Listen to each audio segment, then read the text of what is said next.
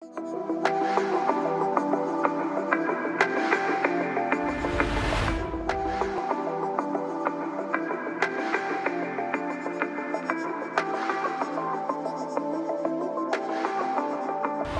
білу саясатқа апарады, көп білу парасатқа апарады. Еңбексіз биік белестерді бағындыру шыңға шығу мүмкін емес. Балам деп емес, шәкіртім деп тәрбиеледі. Жақсылық көрсең тасыма, неден қонғанын ойла. Осындай ізгі асыл қасиеттерді көргім келеді.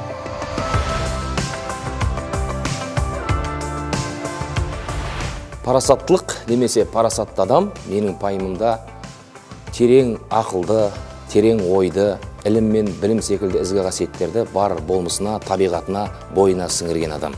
Аз білу саясатқа апарады, көп білу парасатқа апарады.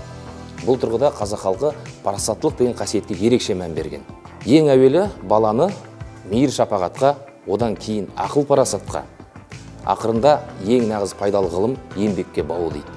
Немесе Абай атамыз адамның адамшылығы ақыл, ғылым, жақсы ата, жақсы ана, жақсы құрбы, жақсы ұстаздан болады. Адам баласы адам баласынан ақыл, ар, мінез, ғылым деген дүниелермен озады дейді. Бұның барлығы түптеп келгенде парасаттылық.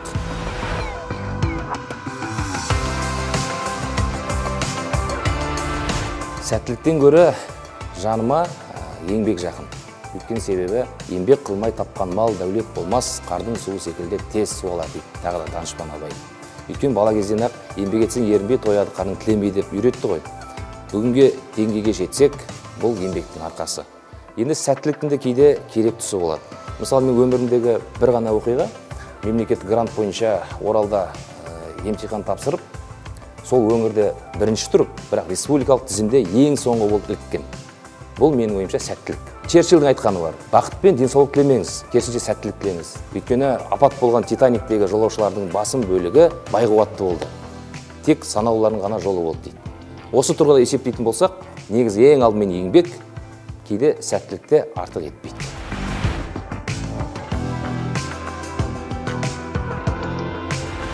Менің анам Роза Ғарифолла қызы қазақ тілі әдебиеті пәнінің мұғалімі.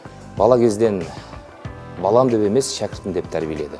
Өзінің уақытын аямаған, бірақ шәкірттерінің бақытын аялаған жан талай ғибратты ғұмырын ұстаздық жолға арнады. Мен де осы журналистикаға ғашық болуыма, осы мамандыққа асық болуыма, кітап әлеміне, ұлт әдебиетіне іңкәр ынта болуыма осы анам әсер етті. Сондықтан әлі күнге негізгі мамандық таңдауыма, адам болуыма, маман болуыма осы анамның сіңірген еңбегі өлшеусіз деп есептеймін.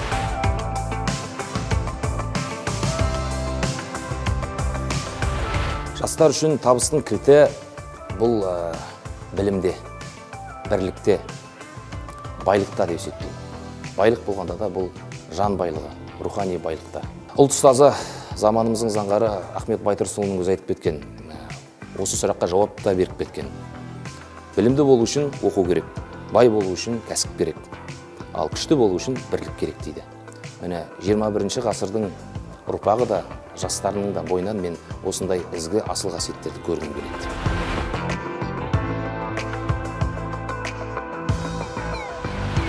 Зияткер ұлт, ең бастысы ұлтын сүйе білу керек. Әрбір еңбектеген баладан еңкейген қарияға дейін. Мысалы, естеріңізде болса, биыл 1 қыркүйекте мемлекет басшысы халыққа жолдауын жариялады. Сол кезде байқасаңыздар, президент ұлттық деген сөзге ерекше екпін түсіріп айтты. Бірнеше мәрте ұлттық мүдде, ұлттық болмыс, ұлттық сапа, ұлттық индустрия, тағысын тағы. Бұл бекерден бекер емес. Яғни, өзіміздің ұлтымызды сүймесек, ұлтымыздың құндылығын, ұлылығын қадірлей білмесек, өзге ұлттардың алдында өзімізді аспандатып, мерейімізді өсірмесек, бір-бірімізді арқадан қағып, бір-бірімізге әр қазақ тілеуқор болмаса, бұл ұлттың мен болашағы бұлыңғыр деп есептеймін.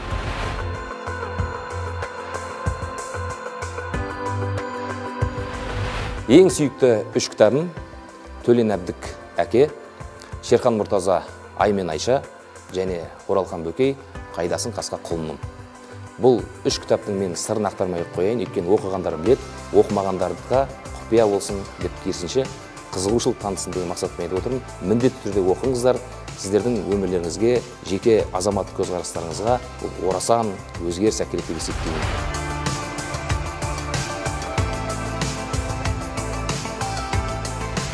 Жамандық көрсең жасыма, неден болғанын ойла. Жақсылық көрсең тасыма, неден қонғанын ойла. Өмір сынақ, кекіліктің құйрығындай, шымшықтың тұмсығындай, өтеді де кетеді. Осы өмірде ешкімнің ала жібін аттамай, сыйласып өткенге не жетсін. Мен үшін басты мақсат, мен үшін өмірлік кредо, жатпен де жақынмен де сыйласып өту, ортаң, өзіңнің ұжымың, отбасың, ағайын тумаңмен сыйластықта, құрметте өмір сүргенге не жетсін. Ең басты мақсат осы.